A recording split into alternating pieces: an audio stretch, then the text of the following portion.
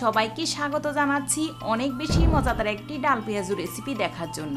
অনেক বেশি মজাদার বললাম এজন্যই যে এই পেঁয়াজুটা খেয়ে যে কারোই মনে হবে অন্য কোনো পেঁয়াজুর স্বাদকে হার মানাবে। ডাল বাটা, ব্লেন্ডিং কিংবা ফ্রোজেন করা ছাড়াও যে ইনস্ট্যান্ট এত মজাদার পেঁয়াজু হতে পারে সেটা নিয়েই থাকছে আজকের পুরো রেসিপিটি। আশা করি আজকের এই রেসিপিটি আপনাদের ভালো লাগবে। আমি এখানে মেজারমেন্ট কাপ মেপে 2 কাপ মসুর ডাল নিয়ে নিচ্ছি।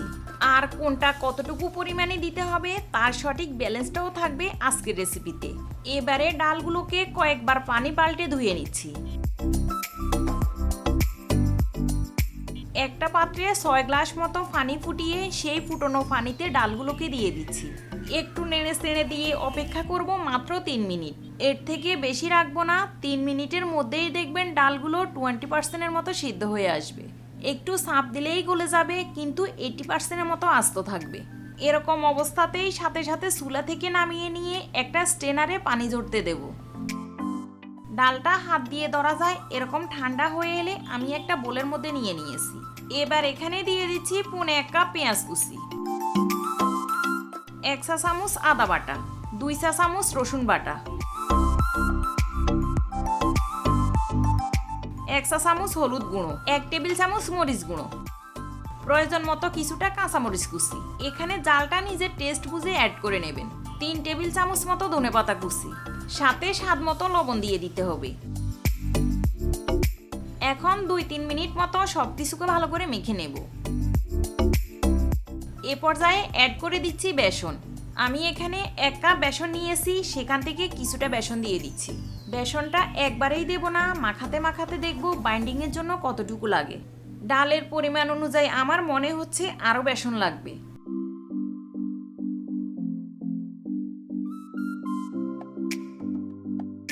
আবারও মেখে দেখে নিচ্ছি বাকি বেসনটুকুর প্রয়োজন আছে কিনা।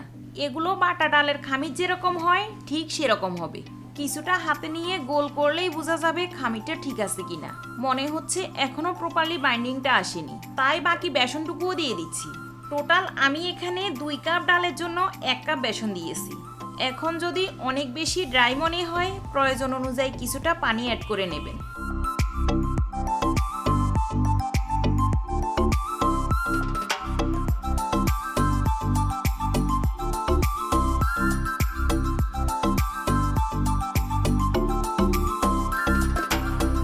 হাতের তালুতে 2 বার পানি নিয়ে মাখানোর পর আমার মনে হচ্ছে খামিরটা এখন একেবারেই ঠিক আছে।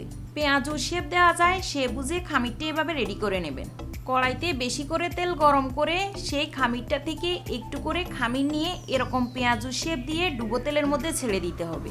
আজকের পেঁয়াজুগুলোকে আমি একটু বড় শেপ দিচ্ছি, কিন্তু চাইলে এটাকে ছোট শেপেও করা যাবে, কারণ আপনি ছোট বড় যে কোনো শেপেই ভাজুন না কেন খুবই মুসমুসে হবে। আর ভাজার 8-9 ঘন্টা পরেও দেখবেন একইভাবে মুসমুসে থাকবে। এক পাশ কিছুটা হয়ে এলে আরেকটা পাশ উল্টে দিতে হবে। আর এভাবে কয়েকবারে উল্টে পাল্টে ভেজে গোল্ডেন ব্রাউন করে উঠিয়ে নিতে হবে, এবং পুরো সময় জুড়ে চুলার আঁচটা মিডিয়ামে থাকবে। প্রতিটা ভেজ পেঁয়াজু ভাজতে আমার সময় লেগেছে প্রায় 7-8 মিনিট মতো। আর এই পেঁয়াজুগুলো দেখতেও এতটা আকর্ষণীয় হয় যে সাথে সাথে খেতে ইচ্ছে করবে। আসলে যে কোনো রান্নার পদ্ধতি এবং খাবারের লুক দেখলেই বোঝা যায় যে খাবারটায় কতটা স্বাদ আসতে পারে। এগুলো কতটা ক্রিস্পি হয় যতটা পারি আপনাদের শব্দটা শোনানোর চেষ্টা করছি। আশা করি নিশ্চয়ই বুঝতে পারবেন।